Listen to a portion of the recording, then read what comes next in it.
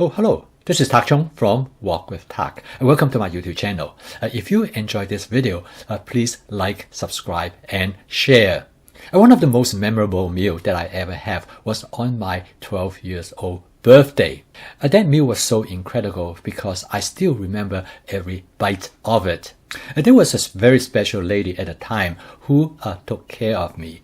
What she did is that she make a dish. She put everything that I enjoy into this single dish. I thought of that moment quite often. And when I feel down or when I'm even happy, I will cook such a meal and I will find all the ingredients that I enjoy and I cook them into a single dish. In this video, I'm going to show you how I cook this dish. So let's go into the kitchen and get started. The first thing I'm going to do upon I enter the kitchen is to thaw out some ground pork in a sink with lukewarm water. I then get out some shrimp to be thawed out in a bowl of water as well. Both of them should be thawed out in about 10 minutes. I'm going to coat the shrimp with 1 tablespoon of cornstarch. By now the pork is ready. I'm going to transfer it into a plastic container. And then I'm going to marinate the pork with some dark soy sauce. And this will give the pork a nice flavor when I stir fry it in the wok. I'm going to use a couple ingredients that you might not be familiar in this dish. The first one is some shiitake mushroom. The shiitake mushroom is come in a dehydrated form. All you have to do to hydrate it is by adding water to the mushroom. It usually takes about 3 to 4 hours for them to be fully hydrated. For this dish, I'm going to cut them into thin slices. And my wife loves shiitake mushroom. I know she's going to enjoy this dish. The next ingredients I need is some chopped scallion. I always have some chopped scallion available in the refrigerator. I use them mainly as garnishes, but a lot of time I will use them in an egg omelette as well. The next ingredient I'm going to use in this dish is some fried tofu. Now, this tofu used primarily in hot pot, which I will talk about in the future. But I'm going to cut it up into smaller pieces so it will fit better in this dish. Both my wife and I love this kind of tofu. When you cook them correctly, they are truly amazing. Since I have prepped in advance, it will only take me a few minutes to gather everything. Next, I'm going to make the sauce.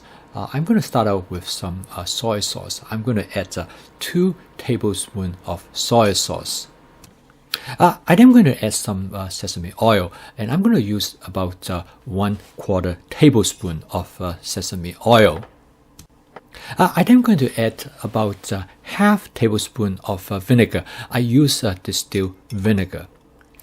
I like to have the sesame oil and the vinegar in making this sauce because they add to the complex flavor of the sauce. And next, I'm going to add 1 tablespoon of sugar.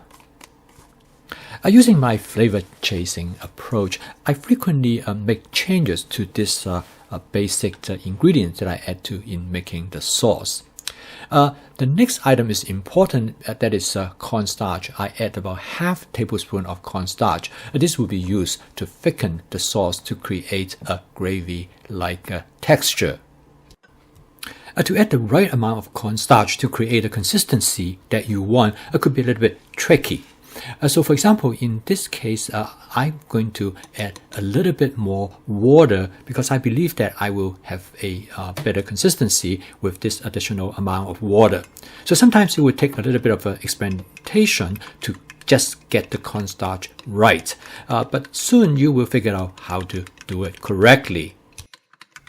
I call this my basic sauce template, and it is the foundation for me to build a more complex sauce. In this case, I'm going to add some peanut butter to create the peanut sauce for this particular dish.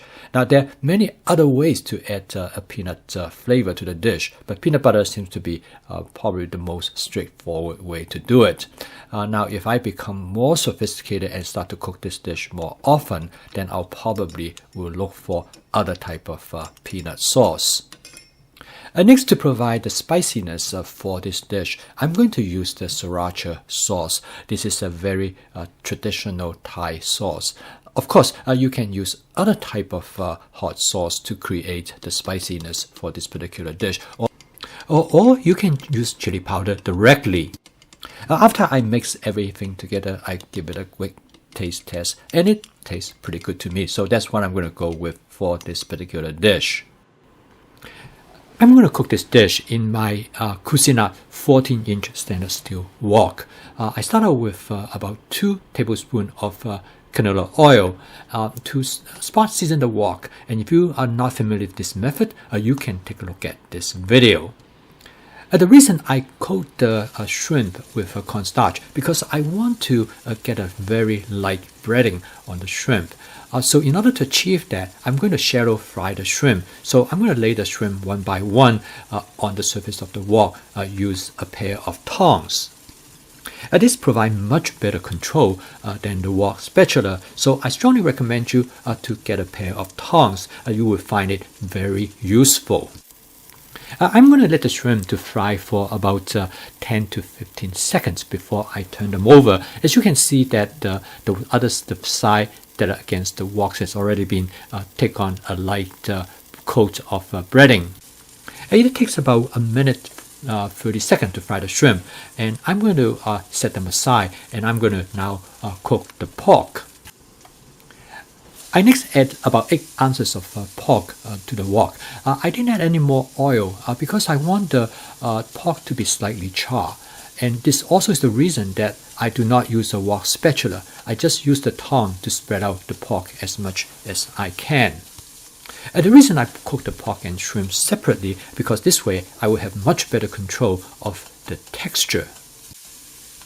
Next, I add the shiitake mushroom to the wok. The reason I did not add the shiitake mushroom right away because the shiitake mushroom contains moisture. This will prevent the pork being charred. I switch to the wok spatula now because this is more efficient for me to mix all the contents in the wok. After I stir fry for about 30 seconds, the pork is done. I did a taste test to make sure everything tastes accordingly. Okay, it tastes good to me. I'm going to set them aside, and now I'm going to cook the tofu next. Cooking the tofu is the critical part of this dish.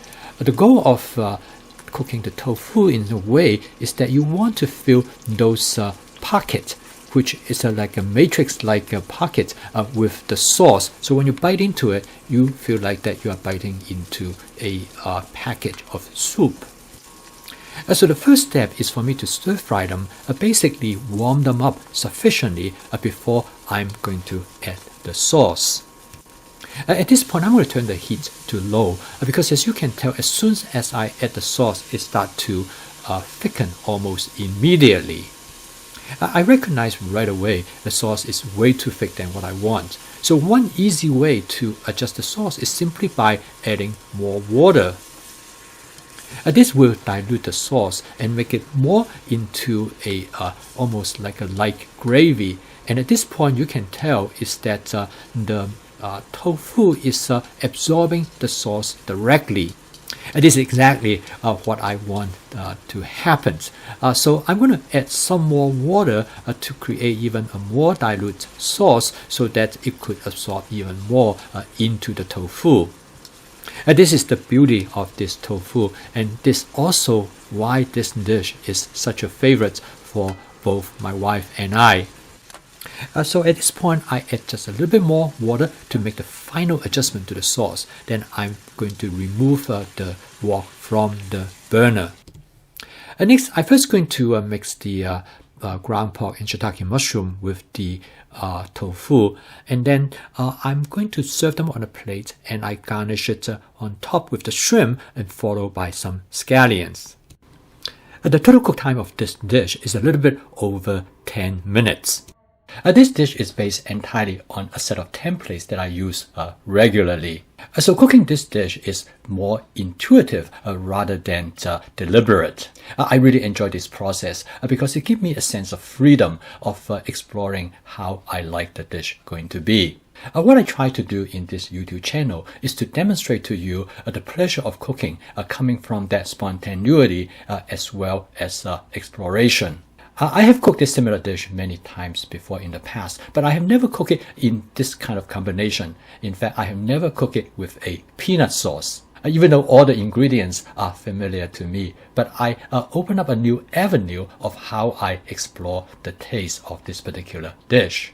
So with my fast cooking system, where the word fast is the acronym for flavor chasing, advanced prepping, stir frying, and template-based cooking, you can create many different opportunities for exploration, as well as for trying different approaches. Many of you have written to me that you have already adopted the fast cooking system, and you find that it affords you with a new sense of possibility in your cooking, and it makes cooking more fun and exciting. Thank you for watching. If you enjoyed this video, please like, subscribe, and share. See you next time.